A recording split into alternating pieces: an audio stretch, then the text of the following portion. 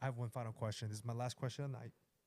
Um, I guess this is more back on the business thing, right? I feel that one of the hardest things when it comes to, I guess, starting your own business and everything is coming up with the capital to actually start the business. Mm-hmm. Do you have any advice on that? Because I know that a lot of people, they're like, oh, I want to do this, I'm going to do this, I'll do this. But it's like, oh, I don't have the money to actually start the business. Do you have any advice for people on that? Man, that's actually a really good question. Okay, so you guys know that I was like big on gambling. Oh God! Right. I know it starts off That's one way crazy. to start a story, man. I know, buddy. Okay, so let me tell you a little story. Okay, so when I was a little bit big on gambling, okay, I had this like weird thing where like they would give out this like free bet or something, but it was like I think it's called deposit bonus, and they said if you deposit whatever, you can get 50% of your deposit bet in a free bet, and then you can just have your money there and you can literally take it out. So I did that. I think it was like up to $1,000. So I deposited $2,000, got $1,000 free bet, and did that, right. And just for fun, I was just like, I'm just gonna choose like random teams and like just did it. And then you know what's crazy? That parlay hit. Oh, that parlay hit. That's crazy. So you know what happened? So that I think it was like I placed a bet and then it was like most of the games were like that day, and then I think like one or two of the games were the next day. Some random college games, a little bit of NFL or whatever, and I made $70,000 on that bet. One of the first ever like free. I mean, I had free bets before and I did it, but I would always lose, right? Because I'm just like it's free money, so I just do whatever.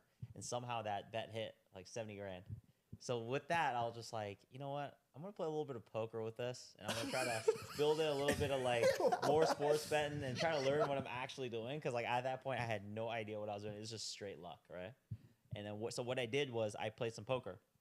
Wasn't a very good player at first, and I really studied the game, right? And I tried to like go to all the high roller tournaments, try to play like the bigger cash games, right? So I played pretty big, which was kind of stupid because I was like 21 and I was gambling for like $10,000 a buy-in for like poker, right? Like 25.50 or 10.25 or something, right? And didn't have much success. I mean, I was down like probably 30 grand just like that, right? And sports betting too, I was probably down to my last, like I probably lost another 30 grand just like that. So I was like down to like 10.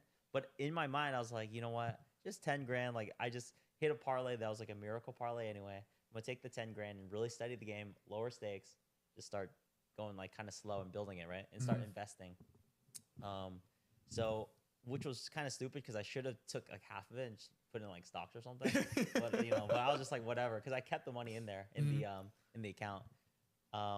So then what I did was I started studying. I had a little bit of success, and I built the 10,000 into about 15,000 in like about 6 months, which is not super impressive. But I was being like really smart with the money, trying to take out a little bit of it. So my rule was I would keep 10,000 in, and then I would take out whatever profits and I would invest it. And I kept doing that, and I kept doing that over and over again. And whenever, a lot of times, they actually labeled me a VIP player, right? So they would give me a lot of like VIP free bets, like every now and like every week or something. They would give me like a free $500 or $1,000 just to bet for like free bets or whatever. And I used to do that, used all the promos like smartly, and saved up. And then this was back when I was 21, and I've been doing that pretty much ever since. And yeah. So you played the long game essentially. Yeah, so I built that bank. So right now I'm profiting about $320,000, like from that, like from poker, sports betting. I'm not a big like gambler, like a blackjack guy or nothing like that. Just from poker and sports betting. Yeah. You hear that? If you want to open a business, go gamble. Actually, not really. Don't do that. But like during that time when I was doing it, like I had about 120,000 like saved up. So what I did with that is I opened the first Woo Boy. So I built a lot of stuff because trust me, opening a restaurant is much more expensive. But at the time, it was like a second gen restaurant. It used to be like a deli, and I took some of the money, about 120 grand, and put it into the restaurant, and then started just building it. Like I did a lot of the wiring, I did a lot of the painting, this and that, just to save some money. Installed like the toilets, built the bathrooms, whatever. And I was able to do it for 120 grand. Oh, So I did it, and then the first year, Woo Boy, as you guys knew, did pretty well. So we made our revenue was about $1 million that year. Woo! Good Yeah, job. but yeah, Good and then job. I was there without much staff at the time, so made about 20%, so about 200 grand. And then the next year, it increased and increased and increased. So now between the 3 locations, we do about 4.8 million between the 3. Woo! Good job. Good Yeah, job. So it's Killing it. killing it, but hopefully it keeps going. Yeah. But and then usually we reinvest that money back into the restaurant. Mhm. So and then now the NFL season's coming up, so I'm looking forward to that. Well, I mean, So we'll see. I in mean, college football. one thing I've learned, I would say that because you gamble and you did the business, you're not a very risk adverse person.